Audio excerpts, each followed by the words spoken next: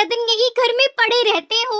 बाहर जाओ, कुछ कमा कर लाओ। बंटी को देखो, सारा सारा दिन काम करता है और बबली को बहुत अच्छे अच्छे तोहफे भी लाकर देता है, और तुम हो कि हिलने को राजी नहीं हो। क्या तुम हमेशा मेरे पीछे पड़ी रहती हो? वो समय भूल गई हो जब इतना काम किया करता था मैं? अब थोड़ा सुकून लेने दो मुझे और जाके काम करो। तुम सुकून करते रहोगे तो हम खाएंगे कहाँ से? जग्गू की फीस भी देनी है, वो कहाँ से देंगे भला हम? वो तो ठीक है, लेकिन तुम्हें तो पता है कि मुझसे कोई भी काम नहीं होता, और कठिन काम वो तो बिल्कुल भी नहीं। कोई ऐसा काम बताओ जिसमें मुझे ज्यादा मेहनत भी नहीं करनी पड़े और पैसे भी आते रहें। हाँ ना, एक काम है। मैंने सुना है कि सेठ तोताराम ने पिज्जा शॉप खोली है और वो अपनी दुकान के लिए कोई पिज्जा डिलीवरी पक्षी रख रहा है। अगर तुम भी सेठ तोताराम से बात कर लो तो वो तुम्हें भी रख लेगा। काम तो बहुत आसान है टुनटुनी। ऊपर से वहाँ भोजन भी मुफ्त में खा लिया करूँगा। हाँ ना, ऊपर से पक्षी तुम्हें टिप भी दिया करेंगे। और क्या चाहिए तुम्हें भला?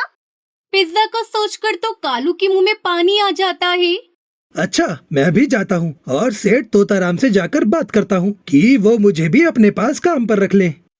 कालू कौवा वहाँ से उड़कर सेठ तोताराम की पिज्जा की नई दुकान पर आ जाता है, जो आज ही खुली थी। और सेठ तोताराम पिज्जा डिलीवर करने के लिए कोई पक्षी ढूंढ रहा था। कालू भी सेठ के पास पहुँच जाता है।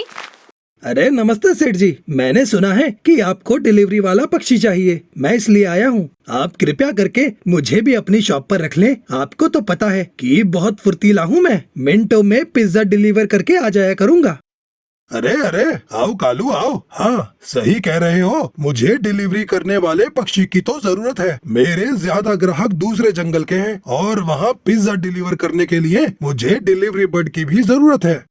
सेठ जी, बस मुझे काम पर रख ले आप। मैं कहीं भी पिज्जा दे आऊंगा, और मैं तो उड़ते उड़ते थकता भी नहीं हूँ। बहुत ईमानदारी से काम करूंगा अपना। ठीक है कालू, आज से ही काम शुरू कर दो तुम। हर डिलीवरी के 10 गंदम के दाने मिलेंगे। जितने ज्यादा ऑर्डर उतने ज्यादा, लेकिन याद रखना कोई चालाकी ना करना, वरना उसी दिन काम से निकाल दूंगा। अरे नहीं नहीं सेठ जी, आपको कोई शिकायत नहीं मिलेगी मेरी।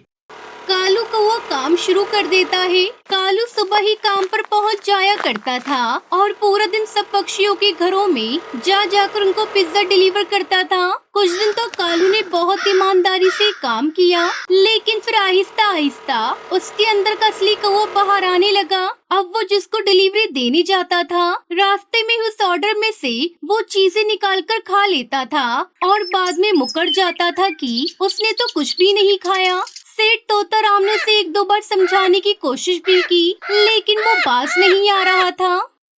बबली दीदी, कुछ पता चला कि सेठ तोताराम ने पिज्जा शॉप खोली है। क्यों ना आज हम सब मिलकर पिज्जा मंगवाएं और मजे से खाएं?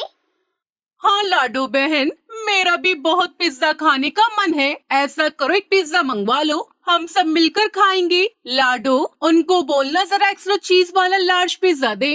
मुझे पिज्जा में चीज बहुत ज्यादा पसंद है। So yummy. रुको रुको, फिर मैं अभी कॉल करती हूँ, फिर उनका डिलीवरी बर्ड हमें पिज्जा दे जाएगा।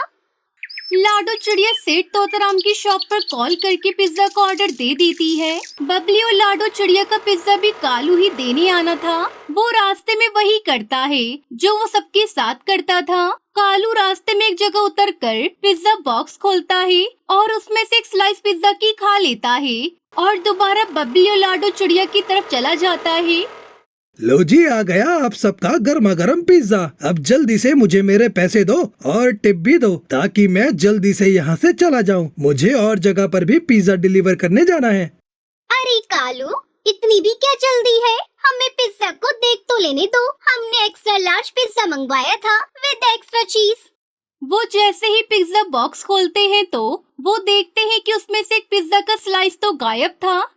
ये क्या कालू, इसका एक स्लाइस तो है ही नहीं। ये जरूर तुमने खाया होगा। मुझे पक्का विश्वास है तुम ही ऐसी हरकतें करते हो। देखिए ना बबली दीदी।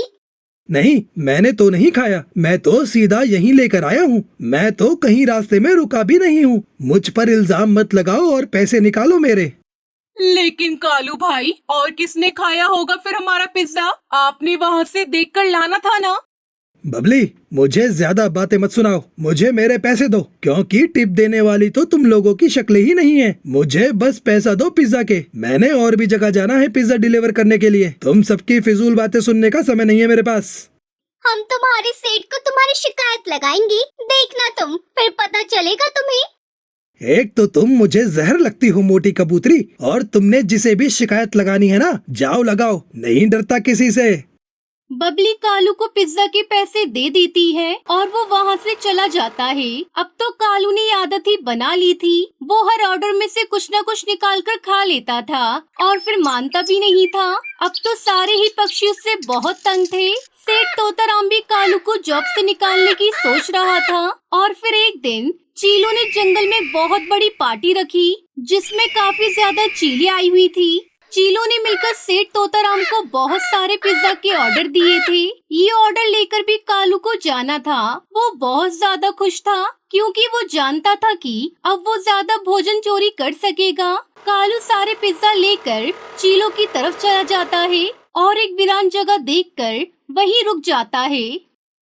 अरे ये तो इतना ज्यादा पिज्जा है, मैं अगर सब में से भी थोड़ा थोड़ा खाऊं तो किसी को पता भी नहीं चलेगा। अरे आज तो पार्टी हो गई है मेरी।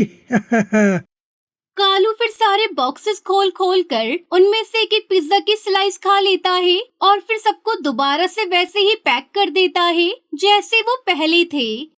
चील भाई, ये ले आपका पिज्जा, और मुझे सारे पिज्जों के पैसे दे दे, फिर मैंने वापस भी जाना है। एक तो आप लोगों का घर भी इतना दूर है, इसलिए मुझे थोड़ी टिप भी दे दे, बहुत मुश्किलों से आया हूँ यहाँ तक। हाँ हाँ, पैसा भी दे देते हैं और टिप भी, पहले पिज्जा तो देख लेने दो। कालू ने जब ये सुना तो उसका डर के मारे बहुत बुरा हाल हो गया, क्योंकि वो बाकी पक्षियों को तो डरा धमका कर चुप करवा दिया करता था, लेकिन ये तो चीलें थी।